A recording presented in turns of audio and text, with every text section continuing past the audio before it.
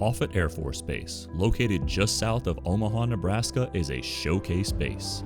It is one of the premier installations in the United States Air Force and home to Air Combat Command's largest wing, the Fightin' 55th. It also hosts the Combatant Command headquarters for U.S. Strategic Command, as well as the only weather wing in the entire Department of Defense, the 557th Weather Wing. Established in 1896 as Fort Crook, this key military installation has seen many changes in its long and illustrious history.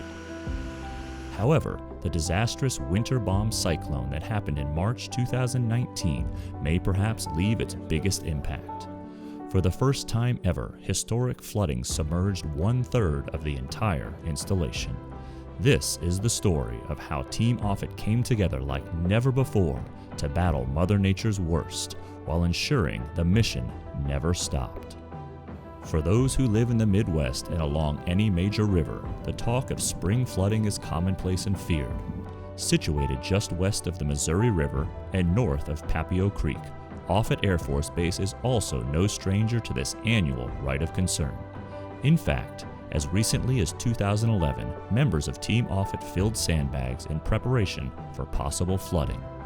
So actually I was here in the flooding when Brigadier General Bacon was the wing commander. I remember actually being out there with him, close to him, filling sandbags in preparation. Luckily, the floodwaters got to within, I think, a half an inch of the levees at the time.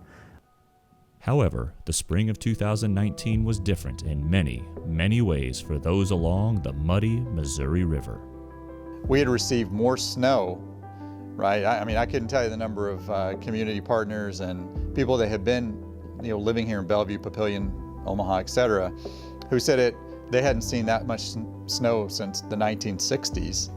For those who have served at Offutt for a few years, the talk of potential flooding was taken with a grain of salt. We knew that we might have some isolated flooding. I wasn't paying attention yet to it as much because, we hadn't had anything. We felt fairly comfortable that the rivers were going to hold. The stems of the rivers were going to hold based on the predicted rainfall and the predicted snow melt. We work closely with the National Weather Service, and they sent us warnings for the potential for historical flooding along the Missouri River and Papio. But it was no kidding, in the span of about 24 hours, the experts telling us that we had no problem to the experts telling us to brace for water intrusion on the base. And with that, base leadership realized this wasn't the same as in years past. Within hours, the 55th Wing's Emergency Operations Center and Crisis Action Team stood up and Team Offutt began immediately to prep itself for potential flooding. Personnel were divided into 24-hour shifts to fill sandbags and fortify key infrastructure as best as possible. I saw team members moving their deployed members' cars, and I saw lots of proactiveness. People were in some of the mission-critical installations, moving computer equipment, sensitive equipment up higher or taking it out. We had no idea, hindsight, that the flood would be 5 feet and above in a lot of areas. For the ops and maintenance teams, their challenge was to ensure they could continue accomplishing the mission. Which meant trying to get our assets out of here, our aircraft out of here before anything major happened. So we were able to get 3 aircraft down to Lincoln and then 5 over to MacDill Air Force Base in Florida, and 4 that were unflyable. We just moved up to the top of the ramp, and sure enough, the flow was a lot worse than we thought. And so by doing that, we did preserve some of the mission. On March 16th, floodwaters breached the levees lining the rivers and rushed inwards, toppling Levee 616, which surrounds Offutt Air Force Base. The southeastern portion of the base began filling like a bathtub, and for Team Offutt, this left very little time as the waters were rushing onto the installation. We started to have water in the southeast corner of the base, and we knew then and there that it was going to impact it was going to impact a lot of the infrastructure on that side of the base. The first victims were the 55th Security Forces Squadron, who saw their headquarters overtaken by and eventually took on 11 feet of raw sewage mixed floodwaters. people understood that this was going to be something that we had never seen in our lifetime here. As flooding moved across the southeastern portion of the base, the National Airborne Operations Center Alert Facility and 55th Wing Headquarters were next in the deluge's path. By early afternoon of Saturday, March 16th, the floodwaters advanced so rapidly, base leadership made the call to pull all personnel from the area. No one could have predicted how quickly the water would rise, to the point where trying to build and stand up the aqua dam around our simulator building, the water just came so quickly it overtook the crew and they just had to abandon. I'd never seen anything in terms of water advancement and damage move that quickly. It was quite surprising. As base leadership informed their chain of command and word spread via local and national news, key Department of Defense and Air Force leadership reached out to see how they could help. In addition, Nebraska's local and federally elected officials were also quick to offer their support and assistance. The city of Bellevue, Nebraska, the heart that they showed when they themselves had been flooded, the generosity that was shown out of Sarpy County and in certain parts of Douglas County and Omaha, Plattsmouth, the mayor of Plattsmouth, and how devastated they were with the floods, for their generosity, not of just their fiscal talents, if you will, but their rolling up the sleeves, get it done attitude of helping in any way they possibly could in caring for the men and women assigned to Offutt Air Force Base. It really brings tears to my eyes. All the way from local to state to federal to the Secretary of the Air Force level, the support was there from day one, and it was very reassuring. In the end, 720 million gallons of floodwater damaged 137 facilities and displaced more than 3,200 personnel. It would take nearly a month before the water would begin to recede enough to allow personnel to inspect the damage up close and allow the recovery of personal items. The wing realized the mission now had to transition to a recovery phase. For that, they started the Recovery Operations Center, or the ROC. Both of these organizations provided initial key support to leadership and shaped the installation to re-engage for ongoing mission execution.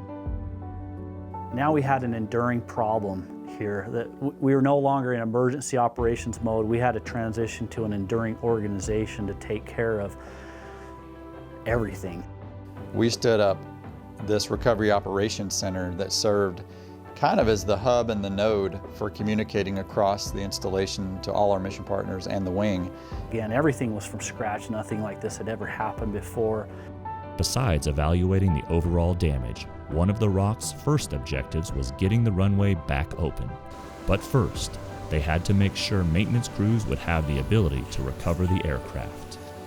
Thankfully, one of the first facilities where personnel could safely return was the Benny L. Davis Maintenance Facility. And ultimately, we were focused on getting aircraft back into the hangar. Maintenance needed to be accomplished as a mission essential function, caring for people, making sure that they were safe, there were no environmental or electrical hazards, and we were finding a way to get the mission done. We didn't take a knee, we didn't take a breath. The aircraft were back in the hangar within 7 to 10 days. Maintenance was being performed, and our job was to find a way. It would have done us no good to bring the aircraft back if we had no maintenance facilities to repair them. About the same time, an Air Force Civil Engineer Center team of experts arrived to assess any potential damage. Once deemed safe, aircraft were finally able to return to the installation on March 28th, just 13 days after evacuating. While that may not seem like much to an outsider, it was a welcome sight to the airmen and members of the Fightin' 55th. Bringing aircraft back to Offutt was significant, I think, in the fact of there was going to be a return to normalcy. It was going to be a baby step. It was great just to see them on the ramp, on the runway. Another objective for the ROC was to figure out where to bed down all of the displaced personnel.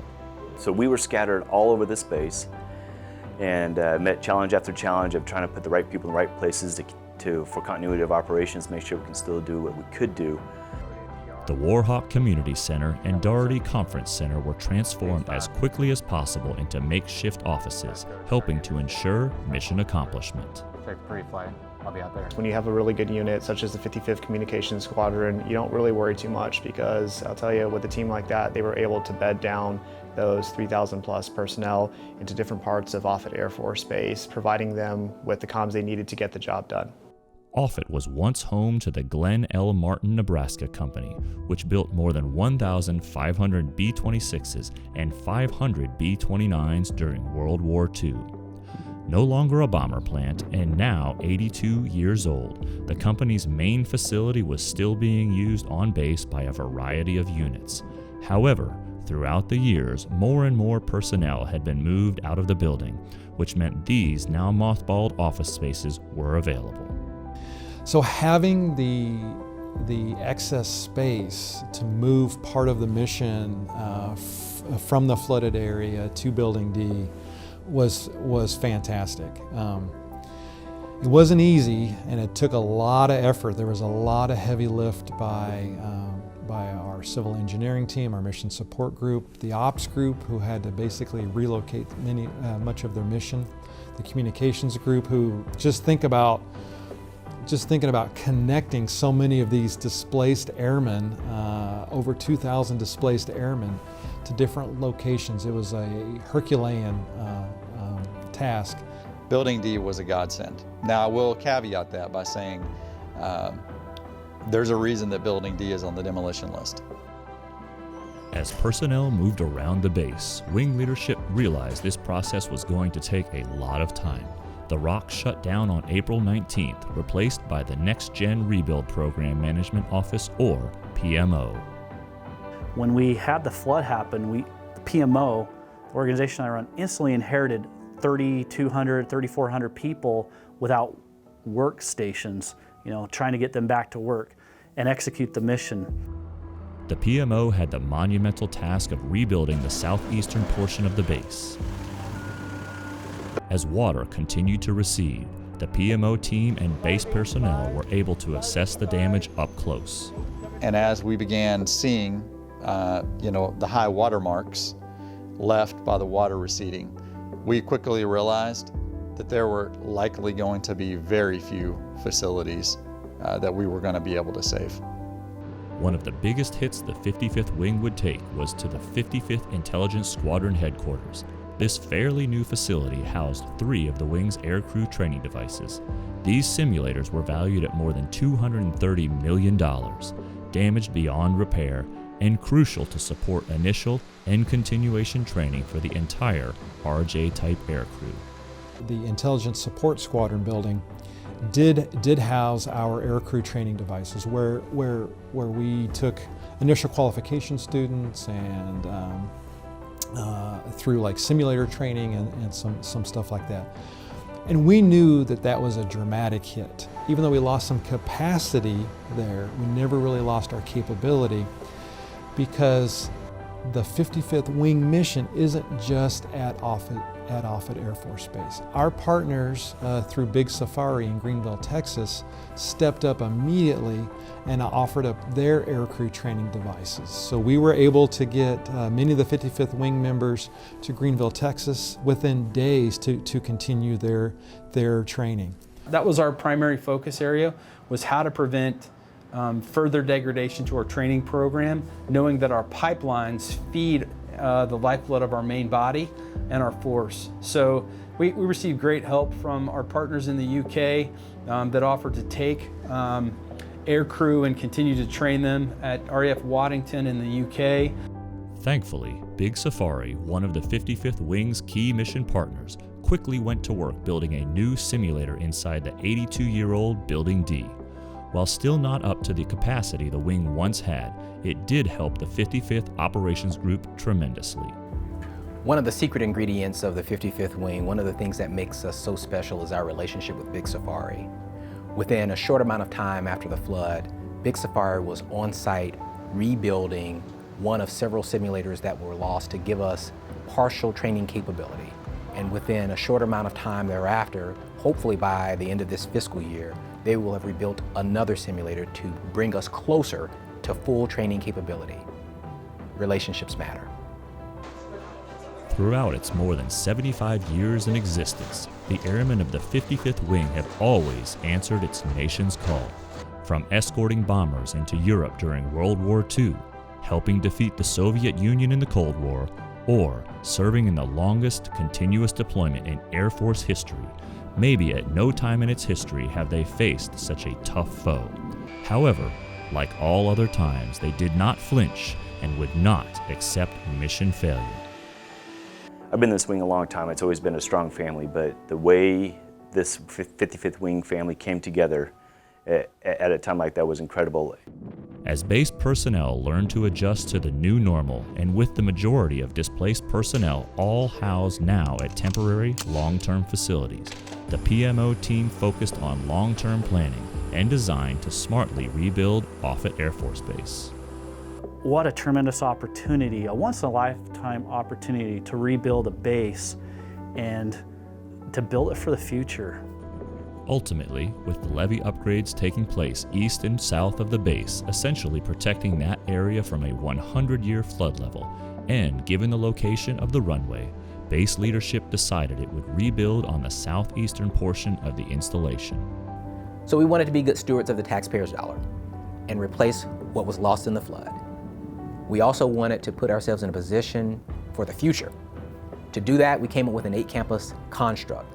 The 8-campus construct allows us to align similar functions and similar units and to leverage technology to enable greater synergy and mission effectiveness down the road. We are going to be in a position in 3, 4, 5 years from now, depending upon the campus, where we will be able to face challenges that we know will come, and we will be able to capitalize on opportunities that not only will come our way, but that we will create as a function of this 8-campus construct. Included in the 8 campuses are the NC3 Alert Campus, which will house Alert Force Billeting for 2 missions, the E4B and the E6B. The SATCOM Campus, which will provide national leadership with nuclear command and control communications capabilities to both fixed locations and airborne platforms, supporting the President, Secretary of Defense, Chairman of the Joint Chiefs of Staff, STRATCOM, and others. The Multi-Domain Operations Campus, which will serve as the largest campus and core of the 55th Wing by co-locating the 55th Operations Group and its mission partners from 16 different geolocations into one single consolidated facility to train, conduct flight operations, and produce specialized intelligence. The Emergency Power Microgrid, which will provide crucial backup power for critical base facilities during planned and unplanned commercial grid outages, ensuring mission resilience and mission assurance. The Security Forces Squadron Campus, which will provide training facilities and house the largest Security Forces squadron in the Air Force, who are tasked with the defense of Protection Level 1, 2, 3, NC3, and ISR assets, as well as Headquarters U.S. STRATCOM. The Logistics Readiness Squadron Campus, which will serve as a single logistics readiness hub supporting C2, planning, packing, managing, shipping, and storage of all DoD cargo for Offutt Air Force Base. The Flightline Campus, which will store and deliver petroleum products, cryogenics fluids, de-icer fluid, and other lubricants and needs for all of Offutt's aircraft. And last but not least is the Base Lake Campus that will provide outstanding outdoor recreational opportunities for the estimated 50,000 base military members, their families, and retirees. We looked at our base that was piecemeal throughout the years. We've been here since Mounted Cavalry in the late 1800s, and through the geographic separation of our units and the piecemealed construction way this base was built, this gave us an opportunity to rebuild the base in a base campus setting, aligning like functions and putting those together of what a base should truly be like. One amazing side note on these 8 campuses is that normal planning and design for just a single new military construction facility takes 2 years of planning. But the PMO team has worked feverishly to accomplish this Herculean effort with out-of-hide aviators, accomplishing the task in the same period of time, but for 24 buildings and other supporting structures. We are doing the best we can. It's really about organization and working with the stakeholders across the wing to come together and prioritize mission and then execute accordingly. Prior to the flood, the folks in our PMO shop were just crew dogs, just like me. They're not civil engineers, they're not architects, they're not program managers, but the flood happened and we needed help. We formed this flood PMO together, and all of these airmen, led by Lieutenant Colonel Chris Conover, have done a phenomenal, extraordinary job. The thing that I wanted to make sure was that they had enough touch points with me, and so we set up 2 meetings every month, one in an intimate setting where they could just sit with me, the vice, and the command chief and talk about problems and issues, the other with a large group, all of the stakeholders and senior leaders across the installation for decisions. We've been doing that since I arrived in June of 2019, and will continue for the foreseeable future. As more and more detailed requirements emerged from each campus, the PMO team's job has now transitioned from developing those benchmarks to ensuring all of the major players stay on the same page, while also keeping the chain of command apprised and validating requirements to fund and rebuild. We we quickly looked to get our estimates there so that we could get the support funding that we needed to build back. But now we're very methodical as far as our planning design to make sure that when we build back, we don't have changeover. Change orders are expensive. It causes construction to pause. We really want to make sure that we're getting exactly what we need to execute the mission and no more. Having a combat command headquarters here is fantastic, and local Congressman Bacon, who is a former wing commander, has been fantastic. There is a lot of support and love and admiration for this base and what it does for the Air Force and the Department of Defense. Our community is phenomenal. Our civic leaders, our elected officials, our congressional delegation, they're absolutely amazing. And the flood, if nothing else, showed us truly that our community loves us, and we love them too. With 2 years in the rear view since floodwaters decimated the levees and flooded the southeastern portion of the base, small and methodical signs of progress are being seen, with more to take place over the next few months. The levees surrounding the installation now meet the FEMA requirements, and soon, Offutt personnel will see the old, moldy buildings demolished. Shortly after, work will begin to raise portions of the ground so construction can begin for what will undoubtedly bring about the largest change to the old Army post in its 125-year history. These exciting changes will not only ensure the 55th Wing and its mission partners continue to accomplish their worldwide mission, but it will mark Offutt Air Force Base's continued relevance to the Air Force, the Department of Defense, and the United States for the next century and beyond.